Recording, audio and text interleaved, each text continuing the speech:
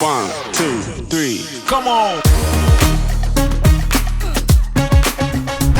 The new Omni One is being touted as the most advanced consumer VR treadmill to date, and it's about to launch in July of this year. Virtuix, the company that makes the Omni and the new Omni One, actually flew a team of creators out to come check it out ahead of time. Thanks to all of you out there, I was one of the lucky creators that got to go check this out, along with Otterworldly, Genghis VR, J-Bar VR, Justin Weeb, and a lot of journalists from VR publications and even tech channels got to go check it out too. Virtuix headquarters is in Austin, Texas, where we got to go and try out the new Omni One. This is a new VR treadmill, although you might recognize the name Omni because they are the creators of the Omni Arena, something you may have seen at a Dave & Buster's where there's multiple VR treadmills all linked together that people can play multiplayer games in. Although that is the old edition of the Omni, which works with Steam VR and PC gaming and is a much more rugged and more arcade-friendly treadmill. It has a ring around you though, unfortunately, which stops you from being able to crouch or move around too much. You're basically trapped in place running and playing the games. This new Omni One gives you the freedom to completely move around, stand, crouch, jump, and it's a fully self-contained unit. Although it can be hooked up to a PC if you want to,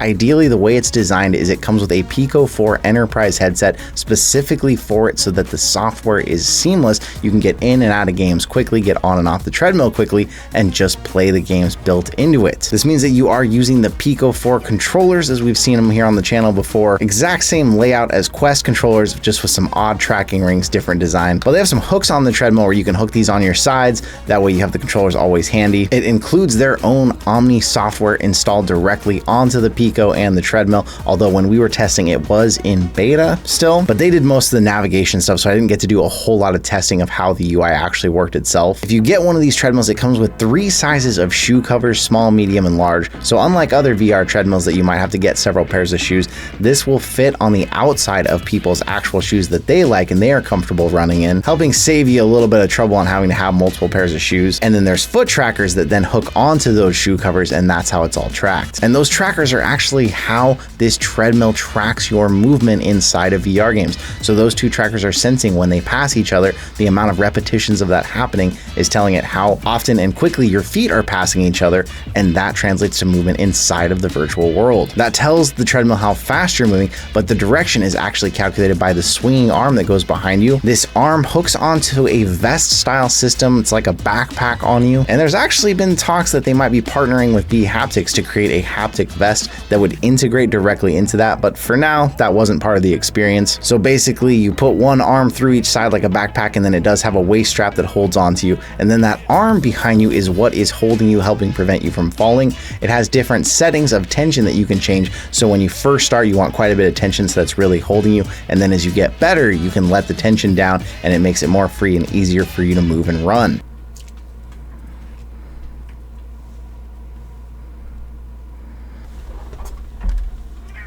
Come on here. No. No.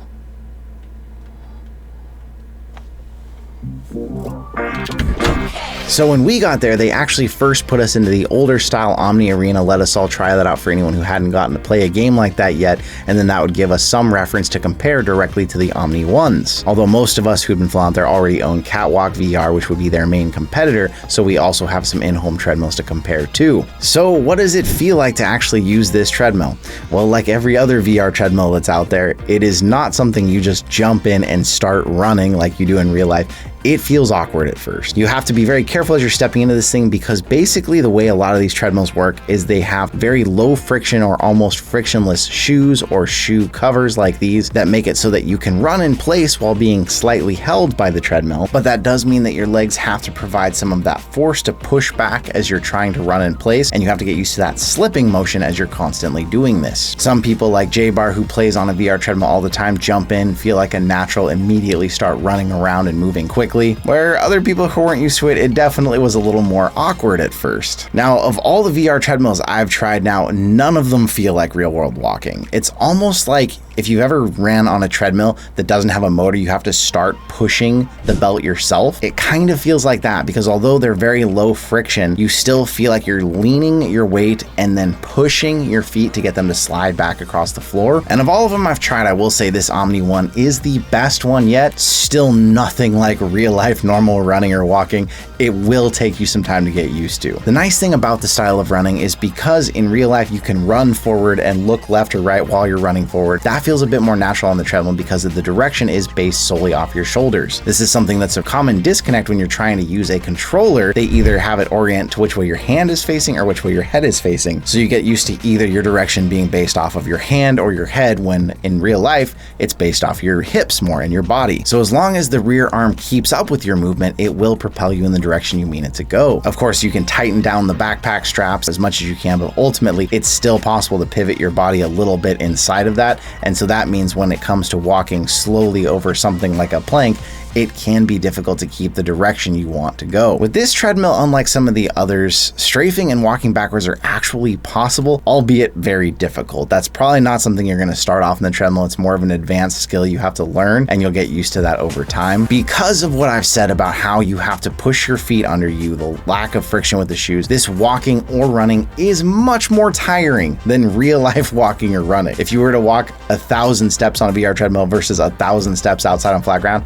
you would be way more tired and way more sweaty after doing it in the VR treadmill. Between that, the unusual way you have to move in it, it takes time, but once you do get used to it, it can feel really immersive in game. You start to forget that you're just playing a game and you start to get more used to running with your actual legs, and it can feel really incredible. Weirdly, I feel like the exhaustion can almost add to that, because once your body gets physically exhausted, it's like your brain starts to disconnect from what you're doing and you're just running in a virtual world. And with it, you can reach a level of immersion that feels extremely different, although something like an experience where you go somewhere like zero latency and you walk in real life on real ground, and that's translated into the virtual world, will always feel more immersive and realistic than something like this. This means you can actually put this in your house, be able to run through all kinds of virtual worlds, and ultimately it can actually keep you safer even than just playing regular VR in your home, because the footprint of it is small enough that it keeps you right in the center, so you actually won't even wander over and hit the wall. So of course the question, what games are available on the Omni One? The Omni One can be hooked up to Steam VR, and all of PC VR games can be played, but it's really intended for people who want to buy an all-in-one experience,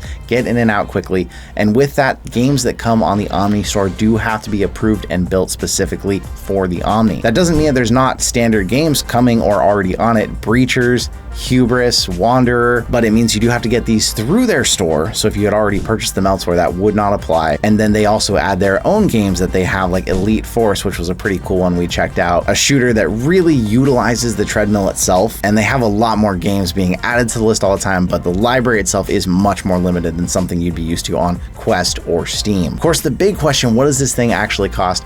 $2,600 plus shipping, which is typically $200 to $300 if it's in the US, which sounds like a really high price. One thing to keep in mind about this treadmill, unlike others, is this does include the full standalone VR headset with it. So a Pico 4 Enterprise would cost $900 on its own. So if you think about it, without that, $1,700 for the treadmill does put it above the other treadmills in its competition, like the Catwalk. Although with how advanced the arm is, the design of the entire treadmill, the convenience that it has, I can see where the price is that much higher, but at that price, it doesn't mean you're going to be seeing these in every single home anytime soon. And also an important consideration, if you want to be able to play the games online, there is a $14 a month service fee for online gaming. Without that, you can still, of course, play all of the single player games or offline games on the treadmill, but that is another cost to figure in. Although the treadmill is launching in July, it's in pre-order now, and early backers are actually getting theirs in already. Even while we were there, they were having a community game night with people who already got their Omnis in home. J-Bar jumped in, of course, the treadmill expert, and they were playing around with people randomly around the world. So who is this treadmill really for? This is obviously for VR enthusiasts that have a good amount of money that they are willing to invest in this,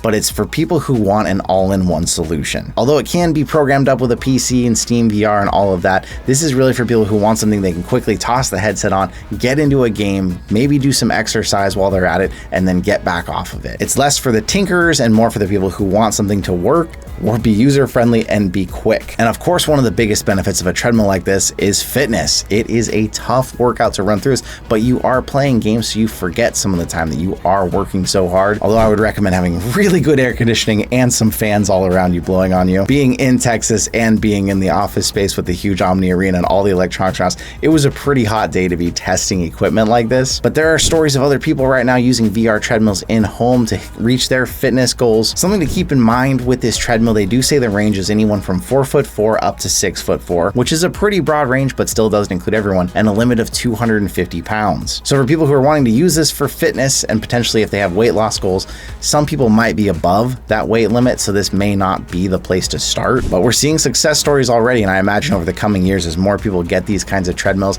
being able to game your way to being fit is definitely a better way than having to just run endlessly on a treadmill and not have any fun doing it. The treadmill itself, if you do order one, only comes in a few packages, and although I didn't end up getting to assemble it myself, we did watch Jan, the CEO there, set one up, and it is really simple. It's just a few pieces that come together, and the biggest and most important thing to me is it has wheels on it, so that if you want to move it around your house or even around your room, you can tip it up almost like a dolly and move it around on those wheels, which has been a real challenge for the Catwalk VR treadmill that I have. It is easy to move around, it is easy to disassemble. That does not mean you're going to disassemble this thing and put it in a closet. It will have a large footprint in your home wherever you decide to put it, so keep that in mind. It's definitely something you need to have some space for. Now, this was just an early first impressions. We got to test it out a lot. We're far off from being able to review this, but a big question at this point with what I saw, would I get one? And my answer is yes. I told Omni I would love to get one of these, set it up in a good spot, really get to experience a VR treadmill that's easier all in one, because personally my Catwalk VR, with the amount of tinkering I have to do with it and set up all the time, I've barely used it since I had it. But if I had one that had its own headset that I could just pop on, jump on, play, get off, I think I would use it a lot more. I don't know if that means we're actually going to get one yet, but if it does, we'll get a review out to all of you out there for it. But it is still an expensive piece of equipment, and it is a prohibitive price for a lot of people out there. For now, that's what I've got for you with my first impressions. It's definitely a really cool piece of tech. It is awkward to get used to it at first, but if you put in the time, it can be an amazing way to play VR. We got tons of footage. We got walkthroughs, tours of the whole place. We got to ask Jan a lot of questions. So there will be another video coming out, a longer video talking about all that and letting you see a little more behind the scenes. So watch out for that. If you got more questions about the Omni One, drop them in the comments down below. I'll do my best to answer as many of them as I can for you. Thank you once again for being here with me, and I'll see you in another reality.